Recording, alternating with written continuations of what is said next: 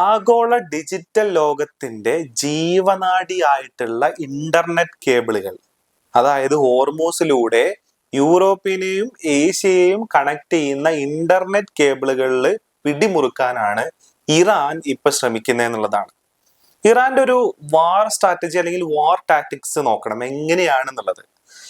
വളരെ ഭയങ്കര രീതിയിലുള്ള ഭയങ്കര മാസീവ് ആയിട്ടുള്ള ഡിസ്ട്രക്റ്റീവ് ആയിട്ടുള്ള തരത്തിലുള്ള വെപ്പണുകളൊന്നും അല്ല ഇറാൻ ഉപയോഗിക്കുന്നത്. അങ്ങനെ ഉപയോഗിക്കുമ്പോൾ ആ ഉപയോഗിക്കുന്നതും അതേപോലെ തന്നെ ഉപയോഗിക്കപ്പെടുന്നത് ഏത് രാജ്യത്തിന് മേലെയാണോ ആ രാജ്യത്തിനായിരിക്കും നഷ്ടം ഉണ്ടാവുക എന്നുള്ളതാണ്. പക്ഷെ അമേരിക്ക ഇറാനെ ആക്രമിക്കുന്ന സമയത്ത് യഥാർത്ഥത്തിൽ ലോകത്ത് സംഭവിക്കുന്നത് എന്താണ്? അത് ഇറാന് മാത്രമല്ല അതിന്റെ പ്രശ്നങ്ങൾ ഉണ്ടാകുന്നത്, ആ റീജിയണിലും അതേപോലെ തന്നെ ആഗോള തലത്തിലുമാണ് ഇതിന്റെ പ്രശ്നങ്ങൾ ഉണ്ടാകുന്നത് എന്നുള്ളതാണ്.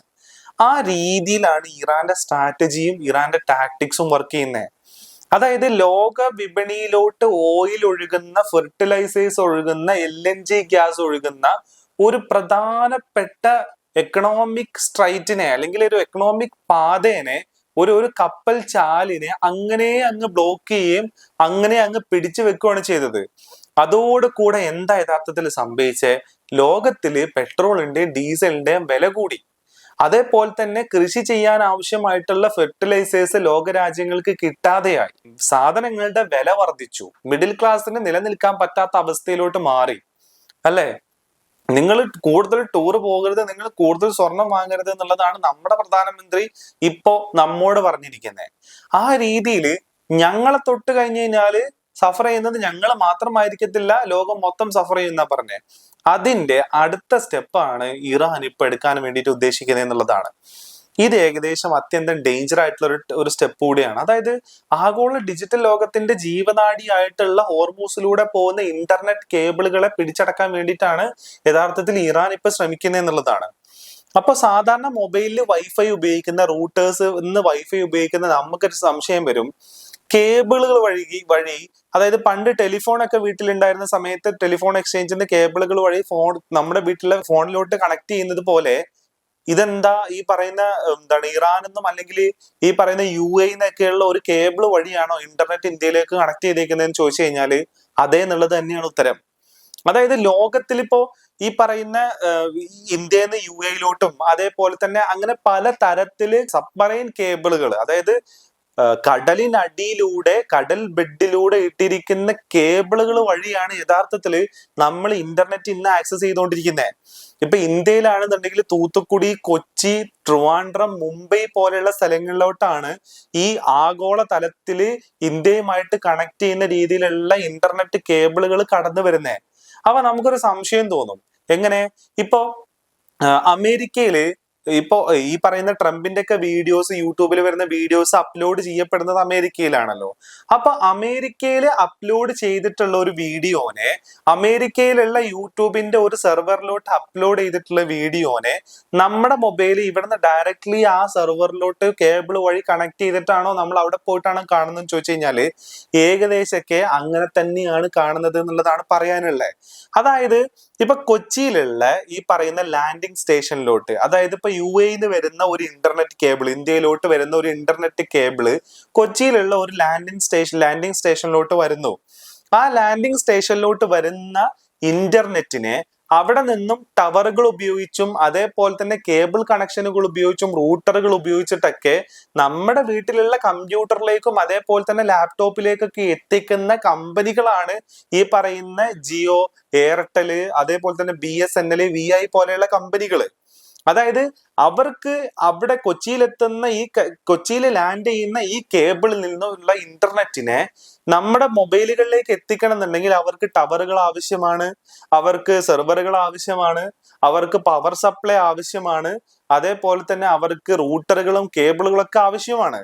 അപ്പൊ അങ്ങനെ ആവശ്യമായിട്ട് വരുമ്പോ അതിന്റെ ആ ഇൻഫ്രാസ്ട്രക്ചർ എസ്റ്റാബ്ലിഷ് ചെയ്യാനുള്ള കാശാണ് യഥാർത്ഥത്തിൽ നമ്മൾ റീചാർജിലൂടെ കൊടുക്കുന്നത്.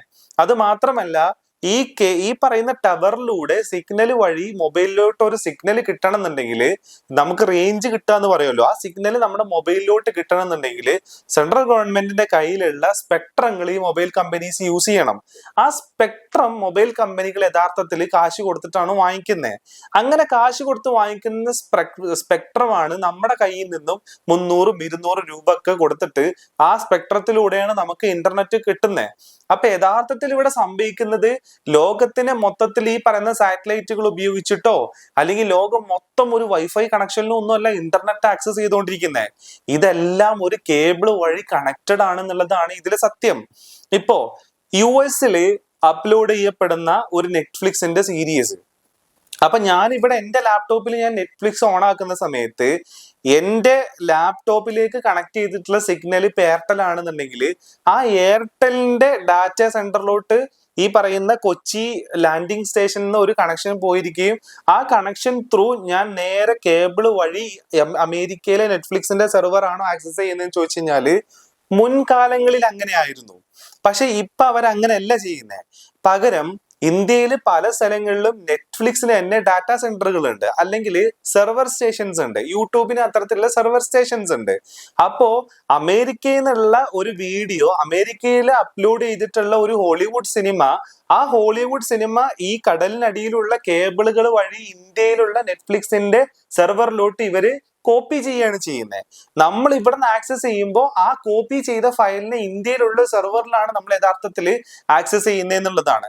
അപ്പൊ ഇത്തരത്തിലുള്ള കേച്ച് സെർവറുകൾ വഴിയും അതേപോലെ തന്നെ കോപ്പി സെർവറുകളും ഡാറ്റ സെർവറുകളൊക്കെ വഴിയാണ് നമ്മൾ യഥാർത്ഥത്തിൽ ഈ പറയുന്ന ഇന്റർനെറ്റിനെ ആക്സസ് ചെയ്യുന്നത്. പക്ഷെ അവിടെയൊക്കെ സംഭവിക്കുന്നത് എന്താണെന്ന് ചോദിച്ചു കഴിഞ്ഞാല്, ലോകത്തിലുള്ള എല്ലാ സെർവറുകളുമായിട്ടും ഈ പറയുന്ന കടലിനടിയിലൂടെയുള്ള കേബിൾ കണക്റ്റഡ് ആണെന്നുള്ളതാണ്.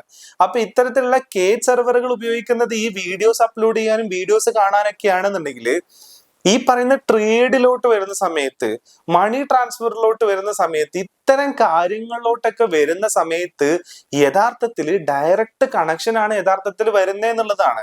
അപ്പോ ആ ഒരു ഏരിയയിലാണ് ഇറാന്റെ അടുത്ത പിടി മുറുക്കാൻ പോകുന്നത് എന്നുള്ളതാണ്.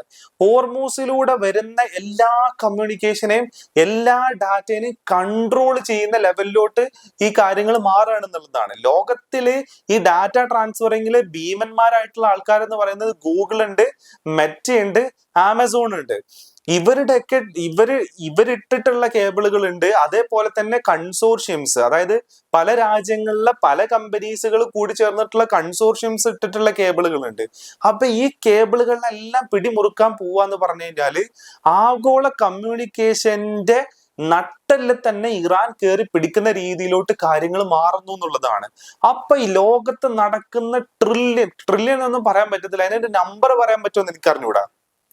അത്രയും ഡാറ്റനെ മോണിറ്റർ ചെയ്യാനും അത്രയും ഡാറ്റയുടെ മേലെയുള്ള കൺട്രോളാണ് യഥാർത്ഥത്തിൽ ഇറാന്റെ കയ്യിലോട്ട് വരുന്നത് എന്നുള്ളതാണ്. ഈ സാഹചര്യം അത്യന്തം ഗുരുതരവുമാണ്. മാത്രമല്ല, ഇങ്ങനെ ഇപ്പൊ ഹോർമൂസിലൂടെയുള്ള കേബിളിനെ ഇറാൻ കൈയടക്കുകയാണെന്നുണ്ടെങ്കിൽ നമ്മുടെ ഇന്റർനെറ്റ് കട്ടാവോ എന്ന് ചോദിച്ചു കഴിഞ്ഞാൽ കട്ടാവത്തില്ല. അതല്ലാണ്ട് തന്നെ ആൾട്ടർനേറ്റീവ് ആയിട്ടുള്ള വേറെ പല കേബിളുകളും പസഫിക് ഓഷൻസ് വഴി അറ്റ്ലാന്റിക് ഓഷൻസ് വഴിയൊക്കെയുള്ള വേറെ പല കേബിളുകളും ഇന്ത്യയിലോട്ട് വന്ന് കയറുന്നുണ്ട്. പക്ഷേ അവിടെ ലാറ്റൻസി എന്ന് പറയുന്ന ഒരു ഇഷ്യൂ ഉണ്ടായിരിക്കും. അതായത് ഈ കമ്മ്യൂണിക്കേഷനിൽ വരുന്ന ഡിലേ, ആദ്യം ഇപ്പൊ ചില സമയത്ത് നമുക്കറിയാലോ, ആദ്യം നമുക്ക് സൗണ്ട് വരും, അല്ലെങ്കിൽ ആദ്യ സമയത്ത് നമ്മുടെ ലിപ്പ് മൂവ് ആവുന്നത് കാണും, പിന്നെ കുറച്ച് കഴിഞ്ഞാലായിരിക്കും സൗണ്ട് വരുന്നത്. അപ്പൊ കമ്മ്യൂണിക്കേഷനിൽ വരുന്ന ഡിലേ സംഭവിക്കും. അവിടെ ലാറ്റൻസി എന്ന് പറഞ്ഞ ഒരു പ്രശ്നം അവിടെ സംഭവിക്കും ആൾട്ടർനേറ്റീവ് ആയിട്ടുള്ള സോഴ്സുകൾ ഉപയോഗിക്കുന്ന സമയത്ത്. അതേപോലെ തന്നെ ഈ പറയുന്ന സാറ്റലൈറ്റുകൾ ഉപയോഗിച്ചിട്ടുള്ള കമ്മ്യൂണിക്കേഷൻ ആണെന്നുണ്ടെങ്കിലും അതും ഇത്ര അധികം സോഫിസ്റ്റിക്കേറ്റഡ് ആയിട്ട് ചെയ്യാൻ പറ്റത്തില്ല നമുക്ക്. ലാർജ് ക്വാണ്ടിറ്റി, ബൾക്ക് ക്വാണ്ടിറ്റി ഡാറ്റേനെ ഫ്രാക്ഷൻസ് ഓഫ് സെക്കൻഡിൽ ട്രാൻസ്ഫർ ചെയ്യാന്ന് പറയുന്ന പരിപാടി ഈ പറയുന്ന കടലിലൂടെയുള്ള കേബിളുകളിലല്ലാതെ നമുക്ക് നടത്താനും ഇന്ന് ലോകത്ത് ബുദ്ധിമുട്ടാണ് എന്നുള്ളതാണ്. അപ്പൊ അതിന് മേലെയാണ് ഒരു പിടിക്കാൻ ഇറാൻ ശ്രമിക്കുന്നത് എന്നുള്ളതാണ്. സാധാരണ ഇത്തരം ഇത്തരം കേബിളുകൾക്ക് കേടുപാടുകൾ സംഭവിക്കുന്നത് ഈ പറയുന്ന കപ്പലുകള് നടുക്കടലില് ആങ്കറിങ്ങിൽ കിടക്കുന്ന സമയത്ത്, ആങ്കർ ഇടുന്ന സമയത്ത് അത് തട്ടിയിട്ടൊക്കെ ഇത്തരം കേബിളുകൾ പൊട്ടിപ്പോവാറുണ്ട്. പക്ഷെ അതിന്റെ മെയിൻ്റനൻസും അതിന്റെ കൂടെ തന്നെ നടത്താറുണ്ട്. അപ്പോൾ ഇത്തരം കേബിളുകളുടെ മേലെയും ഡാറ്റകളുടെ മേലെയും ഒന്നും രാജ്യങ്ങൾ കൺട്രോൾ വെക്കാറോ അല്ലെങ്കിൽ അതിന്റെ മേലെ ആധിപത്യം ശ്രമിക്കാറില്ല. കാരണം ലോകം മൊത്തം കേബിളുകൾ വഴി കണക്റ്റഡ് ആണ് എന്നുള്ളതാണ്. ഒരു സ്ഥലത്ത് മുറിഞ്ഞു കഴിഞ്ഞാല് അതിന്റെ ബുദ്ധിമുട്ടുകൾ യഥാർത്ഥത്തിൽ അനുഭവിക്കാൻ പോകുന്നത് ലോകത്തിലുള്ള എല്ലാവരും ആയിരിക്കും എന്നുള്ളതാണ് അതിന്റെ പ്രശ്നം. അപ്പോ അതിന്റെ മേലെയാണ് ഇറാൻ അടുത്ത പിടി പിടിക്കാൻ പോകുന്നത് എന്നുള്ളതാണ്. ഇതിനൊക്കെ ഒരു 2-3-4 ആഴ്ചകൾക്ക് മുന്നേ ഈ കേബിളുകളുടെ ഒരു ഫോട്ടോ എടുത്തിട്ട് ഇറാൻ പബ്ലിഷ് ചെയ്യുകയുണ്ടായി. അടുത്ത ഞങ്ങളുടെ ലക്ഷ്യം ഇതാണ്, ഹോർമൂസ് കഴിഞ്ഞു കഴിഞ്ഞാൽ എന്നുള്ളത്. അപ്പോ ഗുരുതരമായിട്ടുള്ള കാര്യങ്ങളിലേക്ക്, ഗുരുതരമായിട്ടുള്ള സിറ്റുവേഷനിലോട്ട് ഇത് എത്തുകയാണെന്നുള്ളതാണ്. ഇതിന്റെ പിന്നില് ആരാണ് ഇത് തുടങ്ങി വെച്ചതെന്ന് ചോദിച്ചു കഴിഞ്ഞാല് അൺഡൗട്ടഡ്ലി ഇത് തുടങ്ങി വെച്ചത് അമേരിക്കയാണ്, ഇസ്രായേലാണ്. ഇറാന്റെ റെജീമിനെ തകർക്കുക, ഇറാനിൽ ഒരു ഭരണമാറ്റം കൊണ്ടുവരാൻ വേണ്ടിയിട്ട് അമേരിക്ക കാലെടുത്ത് വെച്ചതോടു കൂടിയാണ് ഇത്തരം സിറ്റുവേഷനിലോട്ട് ലോകം എത്തിപ്പെട്ടത് എന്നുള്ളതാണ് ഇതിൽ പറയാനുള്ള കാര്യം.